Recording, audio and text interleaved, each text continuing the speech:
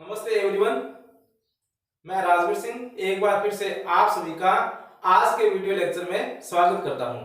आज का हमारा टॉपिक है phonetics. As you know, I have uploaded 2 videos on this topic. हमने अब तक फोनेटिक्स क्या है, सिंबल क्या है, वाउल साउंड्स में मोनोफ्थोंग्स और डिप्थोंग तक स्टडी किया है। आज के वीडियो में आपको कॉन्सोनेंट साउंड्स के बारे में बताऊंगा। First of all, the question arises, what is consonant? Consonant क्या है? तो एक sound that isn't vowel is consonant. Just simple, सरल सी बात तो ये कि एक साउंड जो वाउल नहीं है वो कॉन्सोनेंट होती है। लेकिन इसकी डेफिनेशन के हिसाब से हम देखें तो एक ऐसी साउंड जिसको प्रोड्यूस करते समय हवा मुख स्वर यंत्र में कुछ रुकावट के बाद बाहर निकलती है। आप डेफिनेशन देखिए, a consonant is a speech sound that is produced with complete और partial closure of vocal tract. कि एक कॉन्सोनेंट इस तरह की साउंड होती है जो कि हमारे वोकल ट्रैक्ट मुख स्वर यंत्र है उसके या तो संपूर्ण या आंशिक रुकावट के बाद प्रोड्यूस होती है। इसका मतलब हवा है वो वाउल की तरह फ्रीली बाहर नहीं निकलती, उसमें कहीं कहीं रिस्ट्रिक्शन, रुकावट या ऑब्स्ट्रक्शन आती है। तो अब वर्ड कॉन्सोनेंट पे हम जाए तो ये बेसिकली या मूलतः लैटिन वर्ड कॉन्सोनेंट से लिया गया है जिसका मतलब होता है साउंड्स। अब आप देखिए, जैसा कि हम जानते हैं कि इंग्लिश में 21 कॉन्सोनेंट्स होते हैं रिटन में। अल्फाबेट के according there are 21 consonants, but this is written aspect. As far as phonetic aspect is concerned, there are 24 consonant sounds in RP. जहां तक phonetics की बात है तो ये consonant sound की संख्या 24 होती है। तो ये 21 जो consonant alphabetical है वो 24 ध्वनियां प्रोड्यूस करते हैं। फिर अब हम इनकी फीचर्स और कैटेगरी देखते हैं कि कॉन्सोनेंट्स कितने प्रकार के होते हैं, इनके फंक्शंस क्या होते हैं। तो इन 24 का हम डिवीजन करेंगे तो हमारा फर्स्ट डिवीजन होता है वॉइसिंग और नॉन वॉइसिंग। इनको दूसरे शब्दों में हम वॉइस्ड और वॉइसलेस भी कह देते हैं। तो इससे ये स्पष्ट है कि सबसे पहले हम जाते हैं वॉइस्ड पे। During the production of voice sound the vocal cords vibrate. मतलब एक इस तरह की कॉन्सोनेंट साउंड जिसको हम प्रोड्यूस करते हैं, उत्पन्न करते हैं, तो हमारा वोकल कॉर्ड मतलब स्वर यंत्र है वो वाइब्रेट करता है, कंपन करता है। इट मींस वहां वाइब्रेशन के बाद ध्वनि बाहर निकलती है, तो इसको हम कहते हैं वॉइस्ड। सेकंड हमारा है वॉइसलेस। वॉइसलेस, इसमें वोकल कॉर्ड में कोई वाइब्रेशन नहीं होता है, हवा यहां बिना रुकावट के लंग से या फेफड़ों से मुंह की तरफ आती है।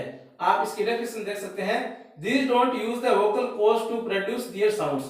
कि ये अपनी ध्वनि को उत्पन्न करने के लिए वोकल कॉर्ड्स को काम में नहीं लेते। इसका मतलब vocal cords vibration isn't needed here। they allow air to flow freely from the lungs to the mouth। ये फेफड़ों से लेकर मुंह तक हवा आने में हवा को स्वतंत्र रूप से आने की अनुमति देते हैं। इसका मतलब इनके बीच में कोई वाइब्रेशन नहीं होता है।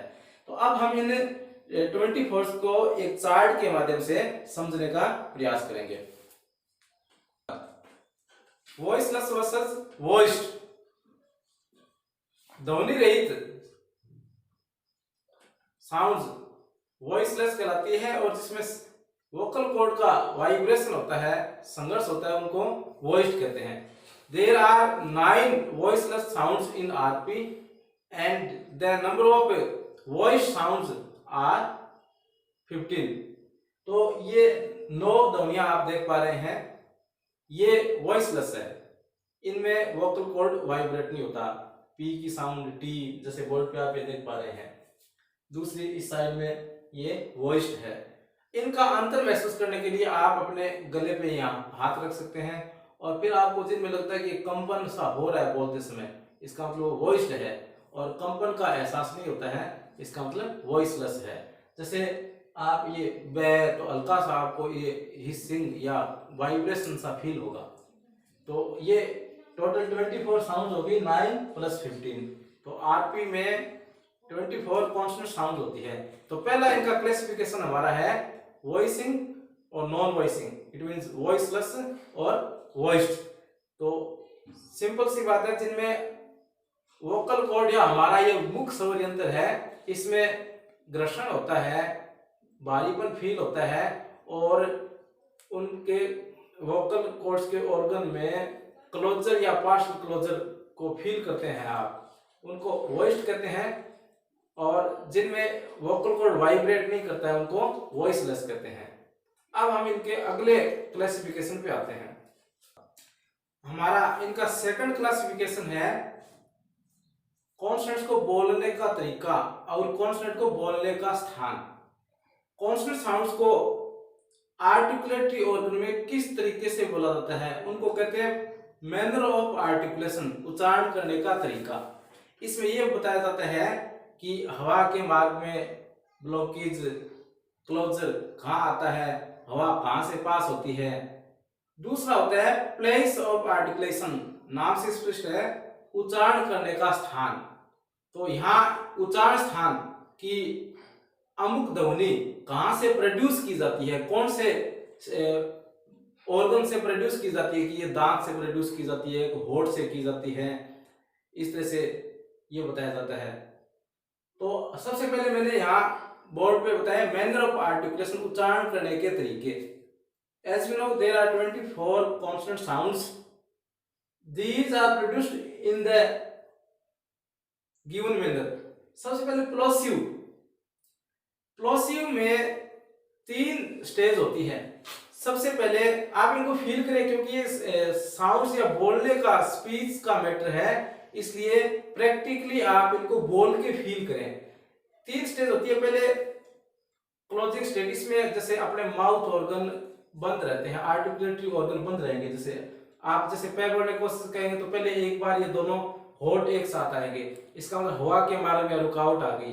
फिर ये खुलेंगे और इनके बाद हवा रिलीज होगी, पैर। तो एक बार दोनों होठ नजदीक आके खुले, फिर हवा रिलीज हुई। इस तरह से इन सभी में, प्लोसिव में, क्लोजिंग स्टेट में माउथ ऑर्गन दोनों पास में आते हैं, फिर धीरे से हवा सडनली बाहर निकल जाती है।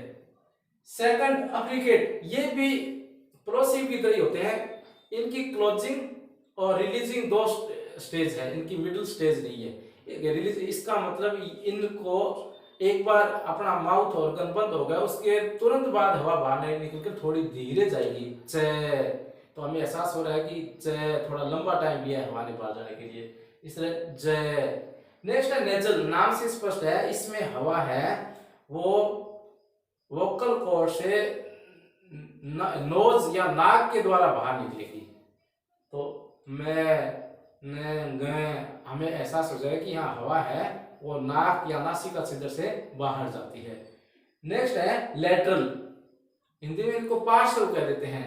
इसमें ऑर्गन के सेंटर में एक बार ब्लॉकेज आता है, जीभ माउथ ऑर्गन के रिज को टच करती है और सडनली फिर हवा पार्श्व से बाहर निकलती है, ले। इसका मतलब अपने जीभ के साइड में से, कोई से भी साइड में, इसको पार्श्व कर देते हैं, हवा बाहर निकलती है। इस तरह अप्रोक्सीमेट भी इसी कैटेगरी के हैं।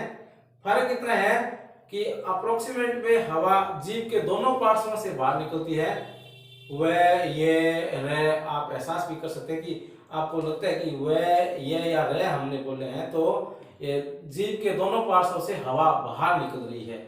और लेटरल में एक पार्श्व से बाहर निकलती है। अगला फ्रिकेटिव। अभी तक जितने मैंने मेंशन किए हैं उनमें हमारे वोकल ट्रैक्ट में कहीं कहीं स्टॉपेज आया है, बाद में हवा बाहर निकली है। जैसे आप पे बोलोगे तो एक बार के लिए दोनों अपने होठ है, लिप्स है, उनमें स्टॉपेज आ गया, फिर बाहर निकली, ठीक है। इस तरह से आपने टे बोला होगा तो अपनी जीभ है और टिथ रिज के लगी है टे में, और फिर हवा बाहर निकली है। इनमें इस तरह का कोई स्टॉपेज नहीं आता, यह हवा का कंप्लीट क्लोजर नहीं होता, केवल पार्शियल क्लोजर है। हल्की सी रुकावट आती है, इसमें ऑर्गन टच नहीं करते हैं। तो ये है, आप आसानी से हवा बिना रुकावट की सीधी बाहर जा रही है, इसमें माउथ ऑर्गन टच नहीं हुए हैं। वह है, इस तरह से इनको आप फील कर सकते हैं, है, श। तो यहाँ माउथ ऑर्गन के अंदर जीभ है, वो टीथ रिज को या अन्य किसी ऑर्गन को एकदम रुकावट के साथ टच न करके हल्का सा क्लोज आती है। इस तरह से ये फ्रिकटिव हो गई।